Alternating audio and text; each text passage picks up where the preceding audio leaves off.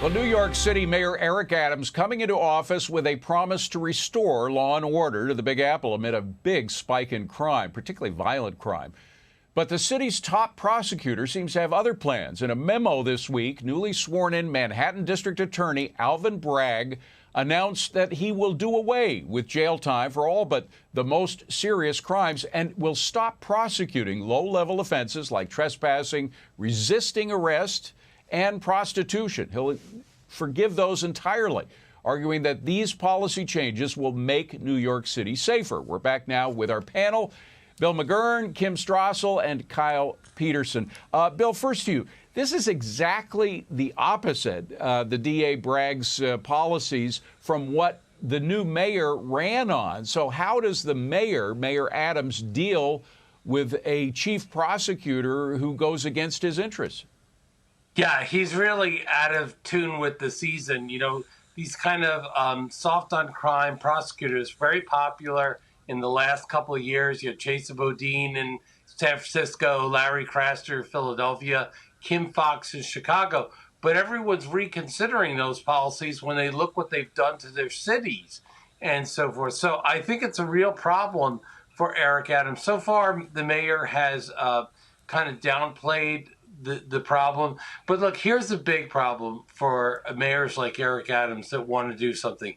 Anything that's effective is going to be challenged in court by local activist groups. And they're going to claim it's racially disparate in its impact and so forth. So a mayor has to be willing to fight for these policies, as Mayor Bloomberg did. And when you have a DA that's not going to prosecute, look, the signal this sends. I believe that if you commit an armed robbery with a gun, but no one gets hurt, it gets reduced to petty larceny. I mean, this is crazy. This is an invitation. You know, we've tried it before, Kim. I hate the word progressive because many of these progressives have policies that have been tried and failed decades before.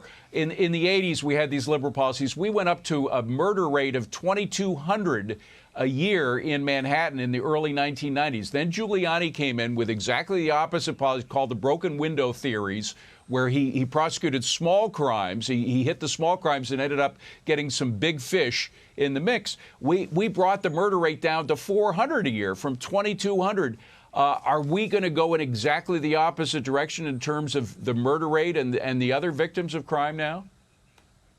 We already are. And look, as you said, we know what works. And it's a combination, though, of both better policing tactics, more aggressive policing tactics, but also the district attorney's side, the prosecution side, the incarceration side. And I think what happened when we had that terrible incident in Waukesha, where it was perpetrated by someone who'd been let out by a soft-on-crime district attorney, it really woke people up to the fact that you have to have both of those in tandem. We've seen a reversal on the defund the police movement, but now belatedly we're getting attention on these prosecutors that are the other half of the problem. And as Bill said, these guys, there are names now that are known nationwide and not for a good reason. No. And these policies are going to be up on the ballot. Increasingly, these coming to represent the Democratic Party and their crime posture. That's a problem for them going into the midterms. Well, Kyle, you got to give these radicals credit in one area. They have gamed the system very successfully. These prosecutors are all over the country, by the way. We can put up a picture of where they are. I mean, they run the gamut from New York, as we mentioned, to Los Angeles, San Francisco, Milwaukee, Chicago. They're all over the place, and they have one thing in common. George Soros backed these prosecutors. He saw, because he has radical ideas for America, that these down-ballot races, people didn't really pay attention to them. They just checked off the Democrat box, which is what a lot of these cities are. They're Democrat cities, but without people really knowing about them. Will people now wake up to the fact that they are voting for people that may put their lives in jeopardy?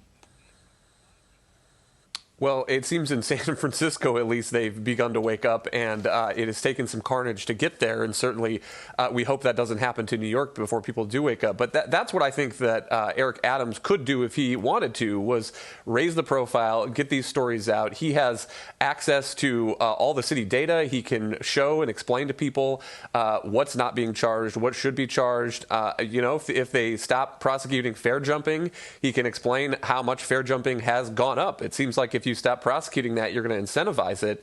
And there's nobody in a better position to really make the case than the mayor. By the way, a lot of the violent criminals, when we look at their record, we see these video cameras of them. Turns out that they were jumping the turnstiles and they were doing some of the small crimes that allowed them to carry out the bigger crimes, which is why broken windows theory came in the 90s. Now, for some reason, we got rid of it. Gang, thank you very much.